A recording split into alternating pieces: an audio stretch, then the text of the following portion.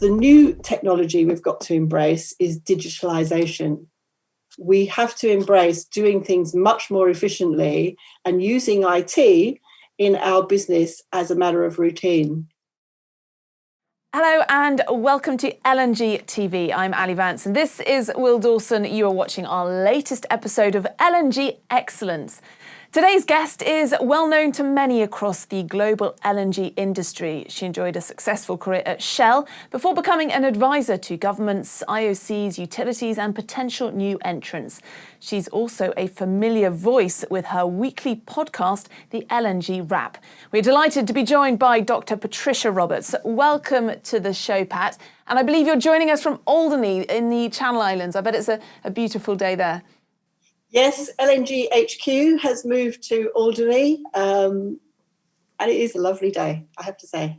And you've carved out a successful career as an advisor, as I said. So, what are you currently working on? So, the big dynamic at the moment, obviously, is keeping the business going, keeping it moving forward, keeping modernising it, and making sure everyone really is up to date with all of the changes. So, believe it or not, you can run a business like that quite virtually. I miss the travel for sure, and I miss the face-to-face communications, but business rolls on and still managing to run a full-time business. So you made the decision in the pandemic then to move from London to Alderney. So life has been very different for you and it's really changed.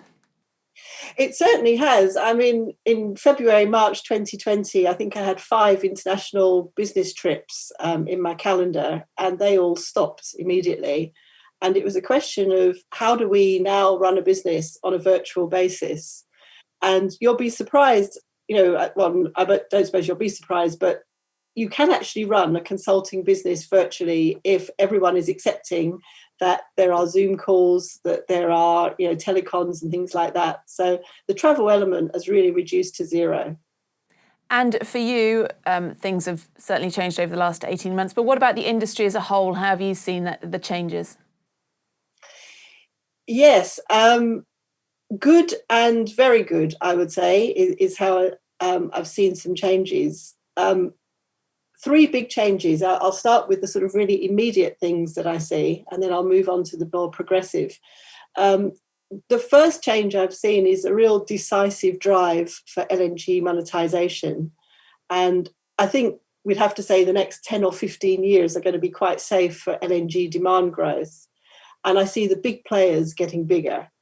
Qatar Petroleum's the obvious one here, but so too Novatek and also Gazprom. And you'll see, I think, very decisive moves from these companies who want to monetize their gas reserves early, get ahead of the curve and make sure their gas comes to market. And certainly before any impacts of other technology that may promote other fuels. And as such, I think one of the big changes is that by 2030, you may well see Qatar and Russia contributing something like 40% of the world's global LNG production.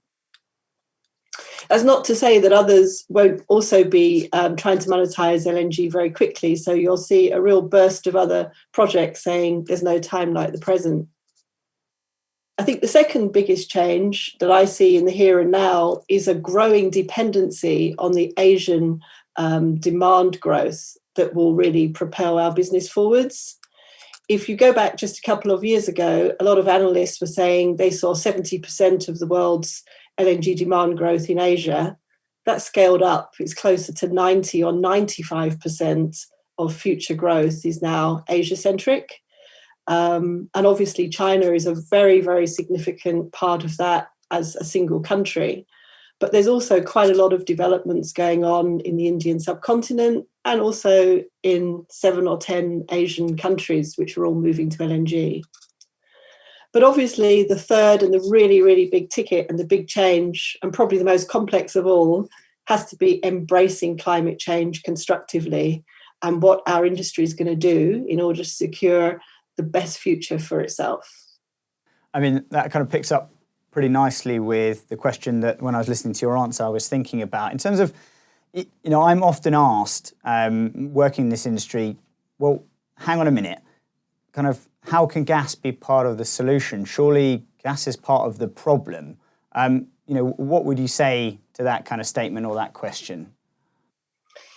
Well, we have always said that we are part of the solution, but we do have to recognise pragmatically that we are part of the solution if we provide LNG supply that is as clean as possible. So if you look at any customer that wants to buy LNG, they're usually what I call the energy trilemma. They want energy to be abundant, they want it to be clean, and they want it to be cheap. And it used to be that people would say you can have any 2 out of those 3. Well, 2 out of 3 isn't good enough anymore. If you are going to keep your product relevant, you have to be abundant, clean, and cheap. So the imperative for us is to clean up our LNG supply chain so that fugitive methane emissions, so that CO2 footprints are reduced, so that we can present ourselves as part of the solution rather than part of the problem. And so is it too far to say that, or is it going too far to say that, the gas industry has a bit of a PR problem? Yes, it's always, I think, the case to say we have a PR issue because PR is not just simply economics. It's not simply producing dry charts which show people the relative performance of one fuel versus another. PR is very human activity, and any information that grabs the headlines these days, be it on news or be it on social media about pollution, is going to put any polluting fuel on the back foot. Now, we do have a carbon footprint. There's no getting away from it. And around 25% of that footprint is in LNG production, transportation, and distribution. And about 75% of the footprint is on the actual combustion of the gas. And so it really is our responsibility as an industry to stay relevant, to try and clean up as much of that footprint as possible. And public relations will be at the forefront of everything that we do, and there will be hawk eyes on us all the time.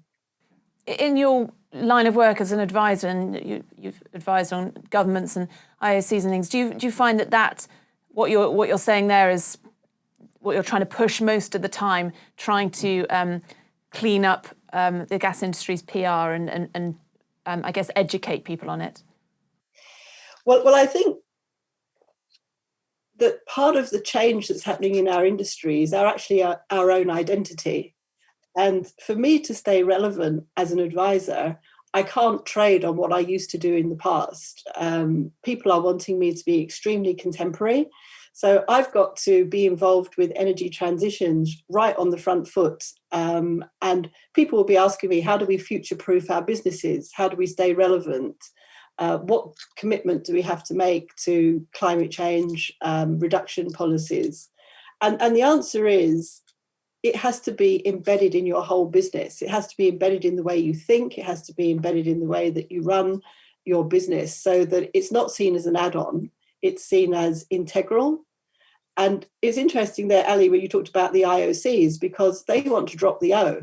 They don't want to be international oil companies anymore. They want to be integrated energy companies. So there's a huge identity change which is going on, and repurposing, everyone's skill set to operate in global LNG. And you mentioned the word transition there. We use that phrase quite a lot, especially in the last 18 months. You've transitioned to Alderney, the way you've worked and where you work. But obviously people have been transitioning the way they conduct business and the push towards lower carbon energy. But do you feel that perhaps evolution is a better word than transition when we're talking about that PR issue? Well, I personally don't like the word evolution, because for me, that could take centuries. And I think we need a sense of urgency. And we've got to have a sense that we've got to move now at speed and at scale. And I don't think transition is necessarily the right word either, because we've got to get across the concept that we can't wait to do this when it suits us. I can't say, sorry, we're dealing with a COVID problem now. We'll put climate change on the back burner. The planet's already warmed up 1 degree of the 1.5 that we'd set ourselves as a target before we said there could be irreversible changes. So the next 10 years, in a sense, are mission critical, aren't they? Because we have to reduce the amount of CO2 produced by human beings. And that's why you're seeing governments and that's why you're seeing companies all making pledges to say, this is what we're going to do. And speaking of change and always being on the front foot, you are the creator and the host of the LNG Wrap Podcast, which I personally am a huge fan of. So many, many congratulations. We'd love to hear more about it. But firstly, what inspired you to set it up? I think going back to February, March 2020, when we realised that suddenly there was a real break on our business. We couldn't go on business trips. So lots of my consulting work, my presentation work just got suspended. And then it got put onto Zoom, where we all had to learn Zoom skills. And one of the companies that I collaborate with is DMG, where I'm the conference chairman for 3 of their big events in a year, which are the World LNG and Gas Series. And myself and Tanya Krossig, who's the director there for these events, had a chat. And we decided that it would be a great bridge for the LNG community, who suddenly all had to work from home and remotely, if we could bring them a summary of the news every week and all the big issues that were going on and help them with networking. So we put the LNG Wrap together, and I have to tell you, and I think I've said this on my podcast, producing a 15-minute podcast takes me about 8 hours to produce, scouring and scraping data. And I'm lucky that some people say, will you interview me on the LNG Wrap? Or can I be an intern and help you produce all the data? So it's got itself a life of its own. And some of the nicest feedback I've got is from people who say, I tune in when I go for a jog, or I tune in when there's nothing on TV. And I don't really mind what the motive is, as long as people do tune in, frankly. But the one that caps it all is the one that said, I play your podcast to my kids at bedtime. And I don't know if that's to send them to sleep or to make them interested in LNG. I listen to your podcast when I'm walking the baby to get him to sleep. But he's not listening to it. So I promise you, it is and it is interesting. And I'm staying awake very much. It's really great research for us here on LNG TV. So yeah, good luck with that. And then in terms of the industry, I've asked you about your podcast, but where do you see the industry going in the next 10 years? Well, I think, and I don't want to be alarmist here, but the LNG business is not going to be for every player that's in it now. You are going to see some players leave, and you're going to see some players, I think, just grow bigger and bigger through merger, acquisition, or having a very dominant position. And I think if you look at other industries, when they've gone through quite a lot of change, some of them have done very well, but some of them have got to the brink before they repurpose themselves. And I was looking the other day to say that if the business environment is changing faster than your strategy, you've got a problem. And if you look at companies like Kodak, Polaroid, Betamax, Blockbuster, and that terrible Palm Pilot, you're probably both too young to know, but there was this horrible device that you had before smartphones that were trying to send messages with some sort of stick. Those businesses have gone. They did not adapt quickly enough. But some of the businesses like Amazon and Apple, they also went through quite crunch points, and yet they've emerged from this being really dominant companies.